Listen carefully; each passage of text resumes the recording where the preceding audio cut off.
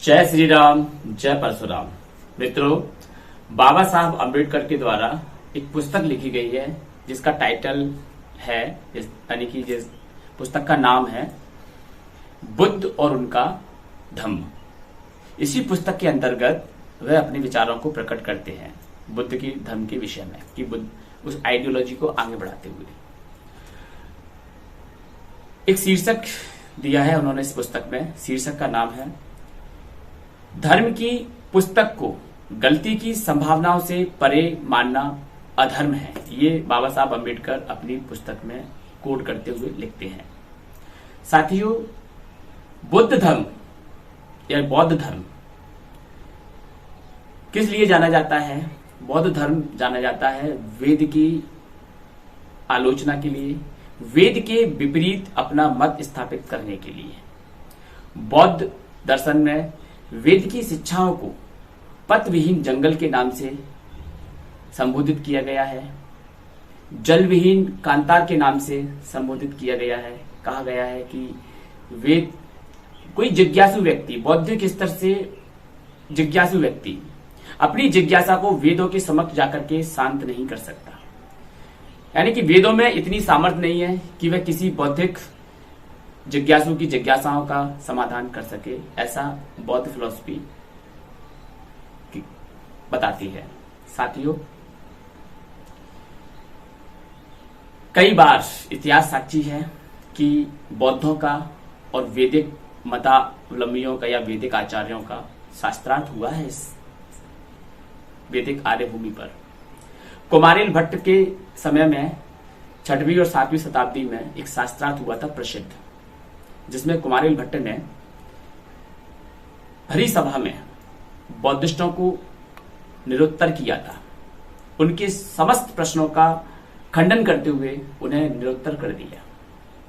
उनके तर्क ऐसे ऐसे आते, उन सभी तर्कों को कुमारिल भट्ट अपने वैदिक मतों से, वैदिक तर्कों से काटते रहते। तो ये एक शास्त्रार्थ नहीं है, ऐसे कई शास्त्रार्थ हैं। आदि गुरु शंकराचार्य भी आते हैं इसी श्रेणी में। आदि गुरु शंकराचार्य ने भी यही काम किया कि जब वैदिक धर्म का पतन होने लगा था तो लोग वैदिक धर्म को भूलने लगे थे, क्योंकि बौद्धिस्ट और बौद्ध धर्म इस तरीके से हावी हो गया था, उसने लोगों की मानसिकता को कैप्चर कर लिया था। तो उसी समय प्रादुर्भाव होता है हमारे आदि गुरु शंकराचार्य जी भगवान का। उनके द्वारा वेद की पुनः एक बार फिर से लोगों के अंतःकरण में, जन चेतना में संचालन किया गया।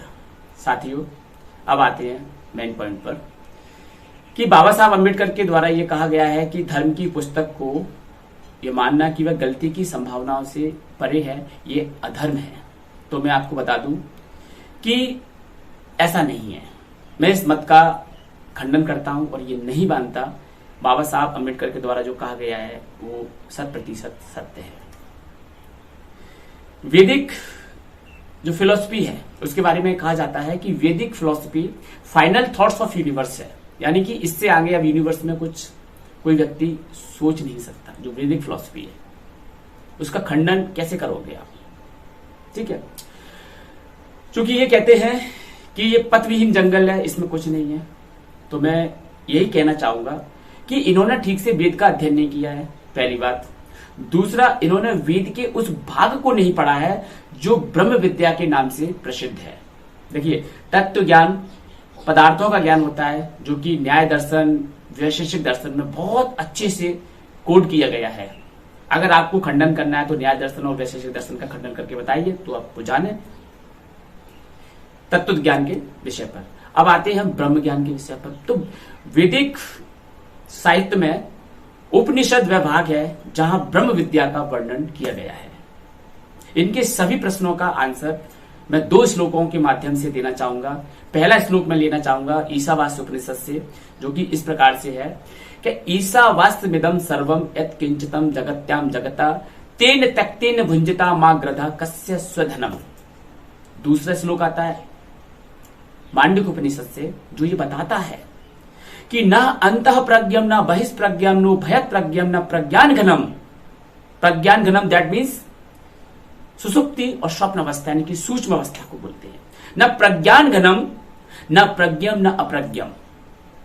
अलक्षणम, अव्यपदेशम, अग्राहम, अचिंतयम।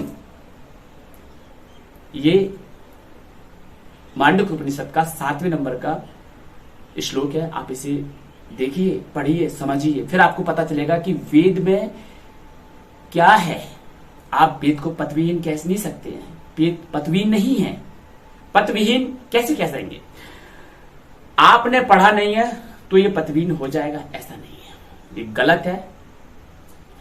बाबा साहब अंबेडकर के द्वारा ये कहा गया है कि अंतिम सत्य मान लेना या गलती से परे मान लेना ये अधर्म है। तो हम इसका खंडन करते हैं और अपना ये मत देते हैं कि वेद के सिद्धांतों को कोई व्यक्ति अगर खंडित कर दे तो ऐसी स्थिति में वेद की शिक्षाओं का महत्व क्या रह जाएगा? कोई महत्व नहीं रह जाएगा। ना तो कभी किसी समय के किसी क्रम में बौद्ध के द्वारा वेद का खंडन किया गया है। हाँ, एक बात अलग है कि तर्क पर कुतर्क किए जाओ, तर्क पर कुतर्क किए जाओ, और कुतर्क की कोई सीमा नहीं होती, कोई लिमिट नहीं होती। न्याय दर्शन के अंतर्गत 16 पदार्थों का वर्णन किया गया है, जिसमें शास्त्रार्थ करने की विधि का भी वर्णन किया गया है। क्या आपने शास्त्रार्थ कभी उस विधि से किया? किसी सभा में बैठ के? नहीं किया। वो विधि क्या है? शास्त्रार्थ के लिए पहले अपना मत रखिए, फिर उस मत को ज्ञान की दृष्टि से शास्त्रार्थ कीजिए, ना कि हार जीत की दृष्टि से। हार जीत की दृष्टि से अगर आप शास्त्रार्थ करेंगे तो वह शास्त्रार्थ जल्प की श्रेणी में चला जाएगा। अगर आप अपना पक्ष रखे बिना दूसरे पर आक्षेप लगाते जाएंगे तो वह शास्त्रार्थ आपका वितंडा की श्रेणी में चला जाएगा। आपने सुना होगा ना कि अरे ये तो बड़ा वितंडी है, ये तो बड़ा वितंडी है। तो ये वितंडा शब्द निकला है ना, वो न्याय दर्शन के 16 पदार्थों के अंतर्गत निकला है कि ऐसा व्यक्ति जो अपना पक्ष तो रखता नहीं है, दूसरे के पक्ष को काटता जाता है। तो यही फिलॉसफी बौद्ध दर्शन के विषय में मुझे समझ में आती है कि ये लोग अपना पक्ष रखते नहीं है, दूसरे के पक्ष को काटते जाते हैं। तो ये जो कैटेगरी है वाद की, शास्त्रार्थ की, ये वितंडा की कैटेगरी है न्याय दर्शन के अंतर्गत। तो साथियों, ये 2 श्लोकों का आप अध्ययन कीजिएगा और इन 2 श्लोकों को अध्ययन करके आप स्वयं जज कीजिएगा कि वेद कोलकल्पित है, पथविहीन है या जलविहीन कांतार है। जय श्री राम, जय परशुराम।